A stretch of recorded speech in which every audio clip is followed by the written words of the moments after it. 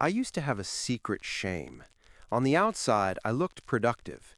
My browser history was filled with videos on filmmaking, tutorials on writing, and deep dives into business strategy.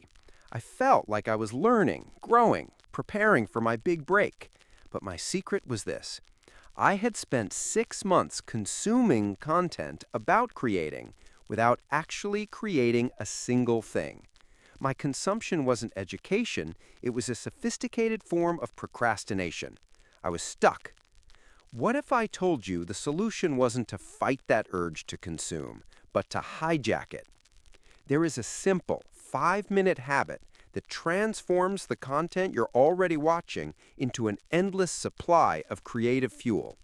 But be warned, this powerful technique can lead you into a dangerous trap, a trap I call the collector's fallacy. It's the reason most people fail even with the best intentions. Stick with me, and at the end of this video, I'll show you exactly how to avoid it.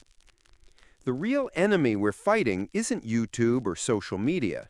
It's a quiet, invisible force called passive consumption. It's that glazed-over state where hours disappear as you scroll, watch, and listen, but nothing sticks. Your brain is in neutral. Information flows in one ear and out the other, leaving behind a faint residue of guilt and wasted time. The paradigm shift we need isn't about willpower. It's not about deleting apps or going on a digital detox. It's about flipping a single switch in your brain, the switch from passive consumer to active synthesizer. You don't need to be a genius to create. You just need a system to catch the genius of others and make it your own. This is the capture habit. It's not about consuming less, it's about consuming with purpose. It's about turning every piece of content you touch into a building block for your own creations. So here it is, the 4 pillars of the capture habit. 4 simple actions, each taking less than 5 minutes, that will fundamentally change your relationship with information forever. First, when you're watching videos like this one, don't just watch, become a detective. The moment the video ends, or even when a powerful idea strikes you, pause it. Open a notes app. Don't write a novel. Just answer 2 questions. 1, what were the 3 most important ideas in this video? And 2, the most crucial question, how can I apply just one of these ideas this week? That's it. In under 3 minutes, you've gone from being a passive viewer to an active researcher. You're not just being entertained, you are building a mental toolkit. Each note is a new tool you can use later. Second, when you're listening to a podcast, don't just listen. Become a broadcaster. We've all been there, listening to an amazing podcast on a walk or in the car, only to forget every brilliant point an hour later. The fix is simple. When you hear something that makes you go, aha, hit pause, open your voice memo app, and record a 30-second message to your future self. Explain the idea back as if you were teaching it to a friend. This simple act leverages a powerful psychological principle called the generation effect. We remember what we produce far better than what we simply receive. You are not just a listener anymore, you are creating an audio spark note, an instant summary that your brain will lock onto and remember. Third, when you're reading an article, don't just read, become a curator. We scroll past dozens of fascinating articles every day. They're digital ghosts. To make them real, you must capture them. When you find a sentence or a paragraph that resonates, don't just let it go. Highlight it. But here's the key. Send that single quote to a dedicated place. It could be a private Telegram channel named My Ideas, a note in your phone, or an email to yourself. With the quote, add one sentence explaining why it mattered to you. This is a great way to think about marketing, or this reminds me to be more patient.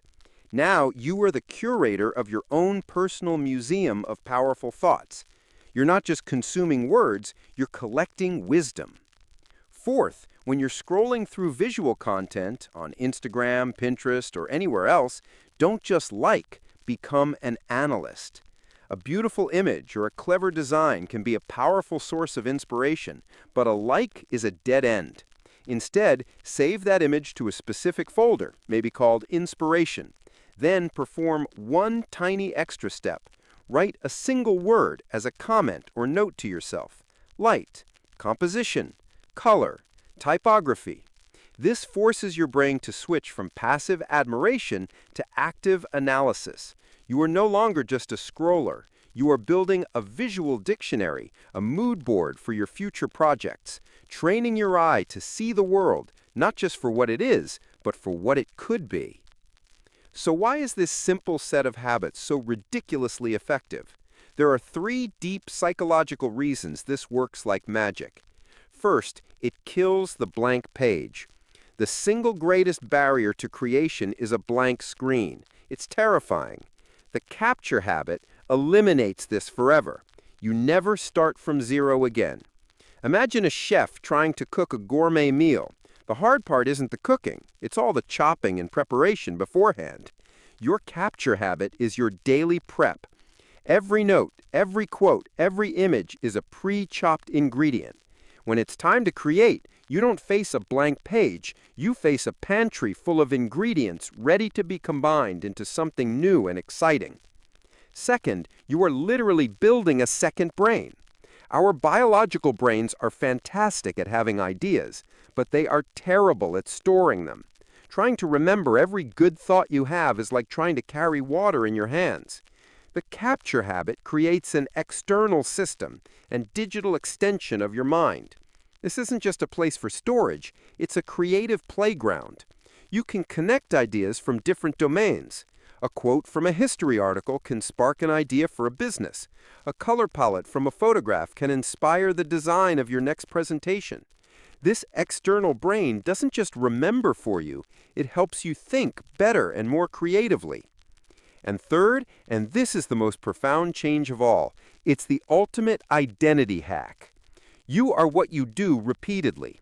When you passively consume, your identity is a consumer. When you actively capture, your identity begins to shift. You are no longer just someone who watches videos, you are a researcher. You're not just a podcast listener, you are a synthesizer of ideas. You're not just a reader, you are a curator of wisdom.